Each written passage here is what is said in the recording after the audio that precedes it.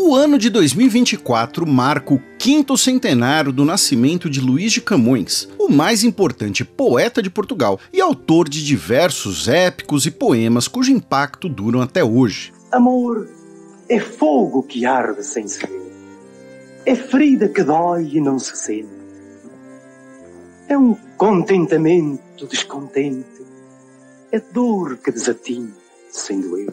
Além de suas obras mais conhecidas, o que sabemos sobre o poeta e que sua vida pode nos contar sobre as histórias de Portugal e do Brasil.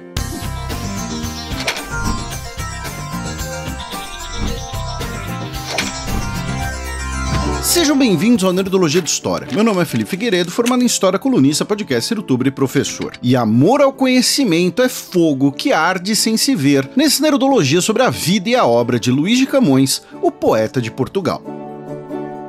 Luís Vaz de Camões nasceu no dia 23 de janeiro de 1524 em Lisboa. Quer dizer, provavelmente. Melhor, possivelmente. O fato é que não está documentado nem o dia exato e nem o local de nascimento dele, já que se tratava apenas de um filho de uma família da pequena nobreza portuguesa, que não se sabia se sobreviveria à primeira infância em uma época quando mais comumente registrado era a data de batismo. A data de nascimento de Camões foi uma convenção construída com o passar do tempo, a partir de traduções orais e textos panegíricos, ou seja, louvando e elogiando o poeta. Em janeiro de 2024, matemáticos da Universidade de Coimbra, como Carlota Simões, publicaram um artigo chamado O Eclipse e o Tempo de Hoje e de Outrora. Nele, a partir de referências astronômicas em poemas e textos de Camões, principalmente eclipses, puderam determinar que ele nasceu em janeiro de 1524 ou de 1525. Esse é um ótimo exemplo de interdisciplinariedade entre história, letras, matemática e física.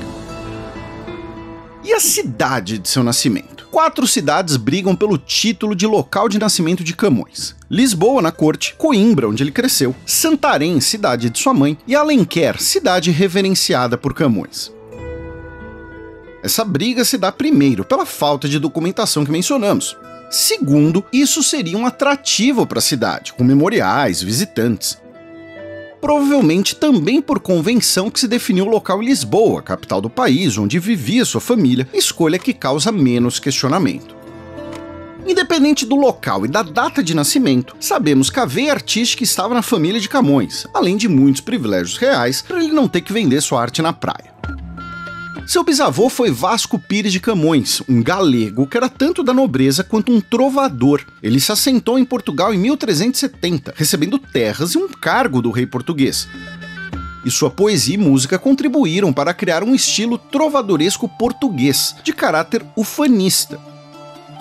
Um de seus filhos, Antão Vaz de Camões, se casou com uma parente de Vasco da Gama, e o casamento produziu Simão Vaz de Camões, capitão de navios que fez comércio em várias feitorias portuguesas pelo globo. Simão casou-se com Ana de Sá e Macedo, e ambos tiveram o pequeno Luís Vaz de Camões. Ou seja, desde o berço, Camões estava inserido no universo português daquele período, e que vemos de forma tão marcante em suas obras. Grandes navegações, expedições comerciais marítimas, uma profunda fé católica romana, intrigas à corte e ufanismo sobre Portugal e seus guerreiros desbravadores. Sabemos que Camões cresceu em Coimbra, para onde a família foi fugindo de surtos de peste negra, e por volta dos 12 ou 13 anos de idade, ele recebeu educação pelo seu tio, Bento Vaz de Camões, que era reitor da prestigiada Universidade de Coimbra e prior do Mosteiro de Santa Cruz. Não sabemos se ele estudou no Colégio do Mosteiro ou na universidade, e seu nome não consta em nenhum registro formal das instituições. É possível que ele tenha sido um pupilo tutorado pelo tio, mas a maioria dos pesquisadores afirma que ele passou por anos de estudo formal. Devido ao fato de sua família ser da nobreza, mesmo sem grandes posses, ele teve acesso à corte de João III após os estudos. Nessa época ele começou a escrever, especialmente poemas de amor. Se esses poemas são consequência de Camões ser um conquistador e mulherengo, ou se os poemas na verdade são o motivo dessa fama, não sabemos. Muito provavelmente suas façanhas amorosas foram aumentadas com o tempo. Por exemplo, ele supostamente teve um romance com a irmã do rei, mas isso o teria colocado em sérios problemas. Outras reputações de Camões são a de beberrão e a de temperamental. essas são mais registradas. Ele serviu 2 anos como soldado em Ceuta, na época uma posse portuguesa na África, onde perdeu seu olho direito em combate. Em 1550, se alistou para ir para a Índia, porém uma briga com um funcionário real condenou à prisão, até receber perdão real em 1553. Semanas depois, ele embarcou para a Índia como gente de guerra, ou seja, um soldado sob comando de Fernão Álvares Cabral, filho de Pedro Álvares Cabral. Durante a viagem, ele testemunhou o naufrágio de uma das naus da frota no Cabo da Boa Esperança. Camões ficou 14 anos a serviço de governadores e navegadores portugueses na Ásia e na costa oriental da África, tanto em combate quanto em funções de administração e de conselho. Novamente, fato e lenda se confundem bastante. Por um lado, sabemos que ele foi preso novamente ao menos uma vez, por dívidas, e possivelmente uma terceira vez, por se apropriar de dinheiro do tesouro. Por outro lado, o folclore diz que ele escreveu parte de sua principal obra, Os Lusíadas, em uma caverna em Macau, que tem seu nome. Outro famoso episódio é o do naufrágio do navio em que Camões estava, indo de Macau para Goa, na Índia, quando ele supostamente quase morreu afogado para salvar seus manuscritos. A experiência de Camões na Ásia é definidora de sua obra e grande exemplo de fenômeno europeu do Renascimento no século XVI. O combatente militar, que era também um homem de letras, que, na primeira função, buscava fortuna material e uma carreira de destaque, e como escritor, almejava fama e glória para si, seus atos e o de seus companheiros. No caso, as navegações e conquistas portuguesas, transmitidas por Camões como feitos gloriosos de um povo corajoso. Outros portugueses que trilharam o mesmo caminho de Camões, menos conhecidos, claro, são o cronista Diogo do Couto e o cartógrafo Fernão Vaz Dourado, ambos também combatentes.